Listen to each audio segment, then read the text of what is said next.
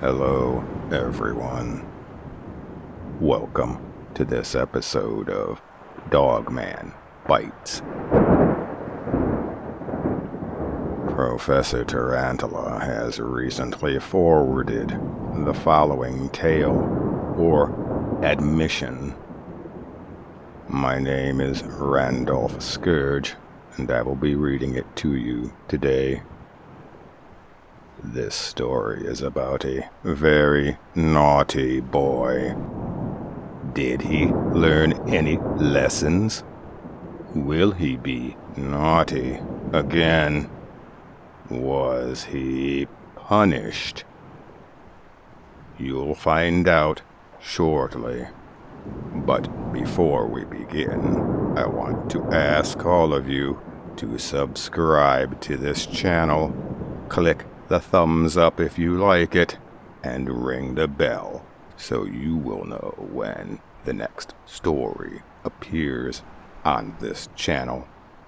Now, with no further delay, Stalker's Dogman.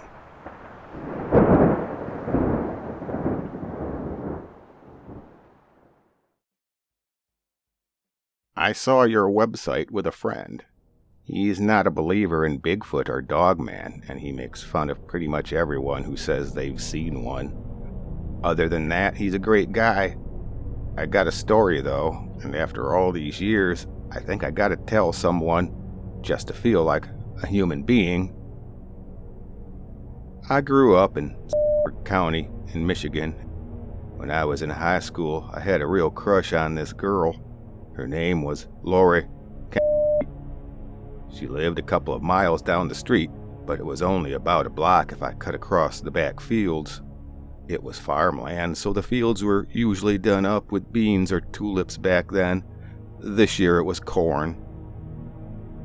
Lori wasn't seeing anyone I knew about, so one day I asked her out. She said no, and later I heard she was making fun of me, or her new boyfriend was, at any rate. You know, that was downright hurtful back then. I found out later it was all her new boyfriend, but she sure didn't do anything to stop him, you know?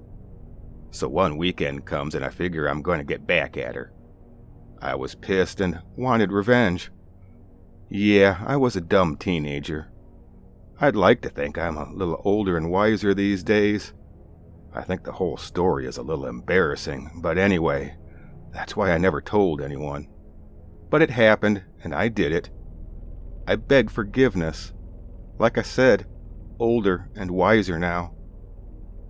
One weekend I bought a bunch of eggs and toilet paper. I put it in a paper sack and waited until after midnight and then snuck out of the house. I hiked across the back field.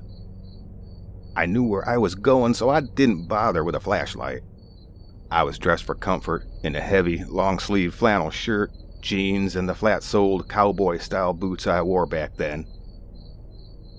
Moving through the rows of corn made a lot of noise, but the sound of the wind rushing through the field was even louder. It drowned out any movement but the most violent. In those moments when the breeze came to a halt, I waited until it started up again. It usually wasn't a long wait. Those periods were a good time to catch my breath while I paused in the shadow of these 6-foot stalks all around me.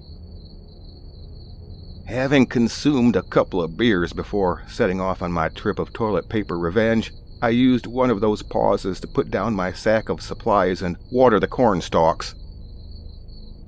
I zipped up just as the wind picked back up and stopped.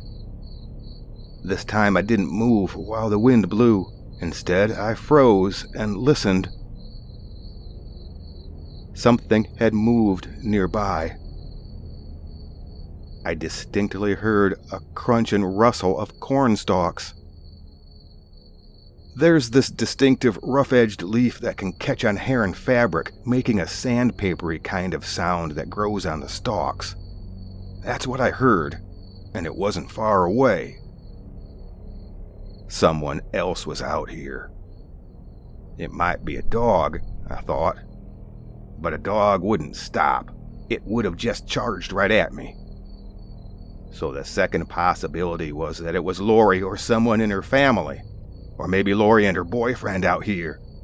Yeah, probably out here making out. Oh, now I was pissed.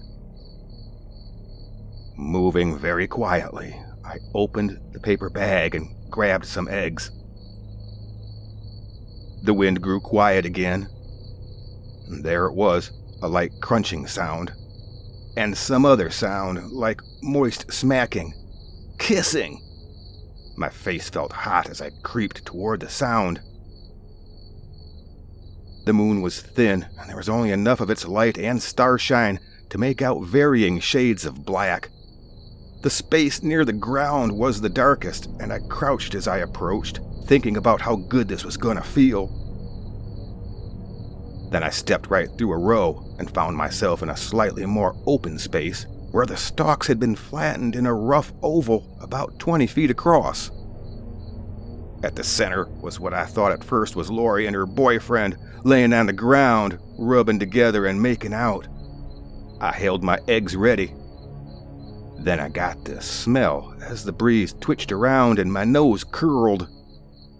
It was a pungent odor, rusty iron and ammonia, reeking of chemicals and something else, something dirty and meaty. The shape I was watching moved suggestively, then expanded, and one of them stood up. It was the opportunity I was looking for. I had already stepped behind a row of corn stalks, so I let fly with the eggs. There was a splatter. I had missed. The dark shape that was my target turned and sniffed. It whined. It went down in what I thought was a crouch at first. Then I realized it was walking on 4 legs.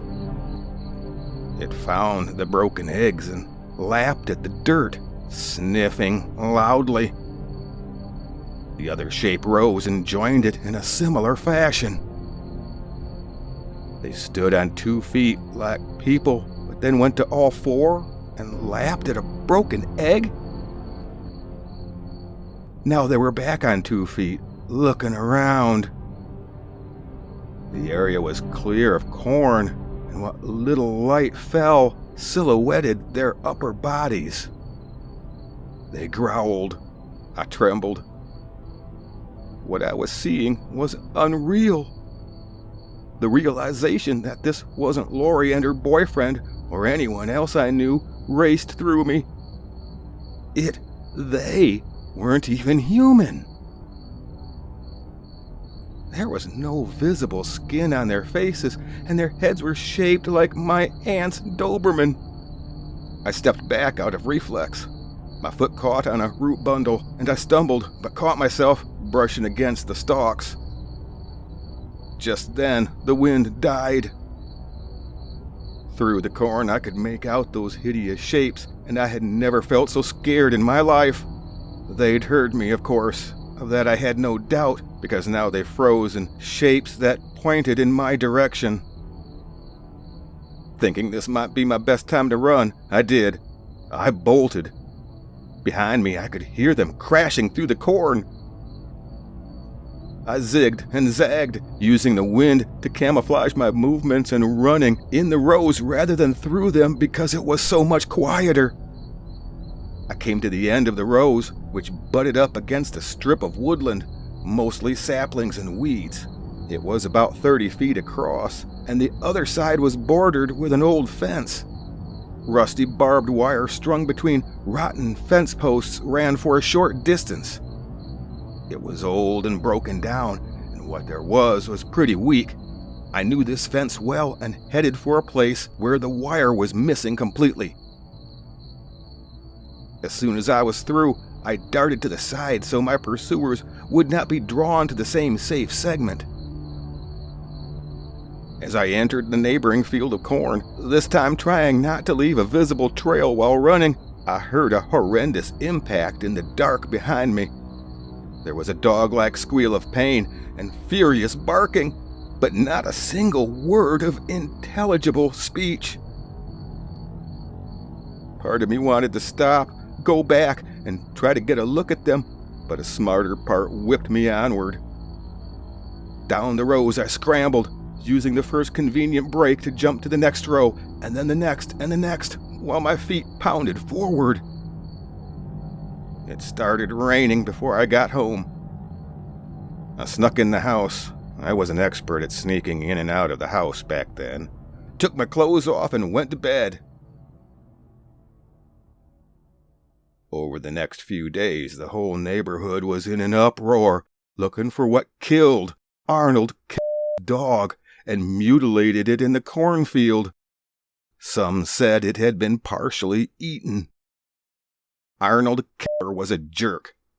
His dog, a short mutt not quite as big as your average pit bull, loved to sit on the porch with him and attack people on bicycles.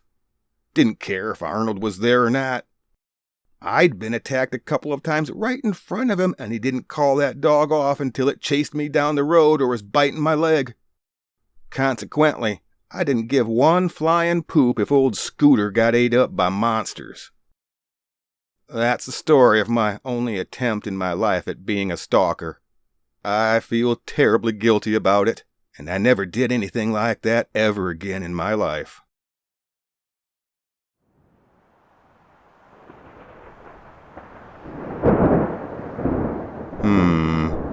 What a naughty boy, and a very lucky boy. He learned the error of his ways, and it didn't cost him an eye, an ear, or even a little finger. If you do something creepy, you can't complain if you get punished, can you? Well, maybe next time.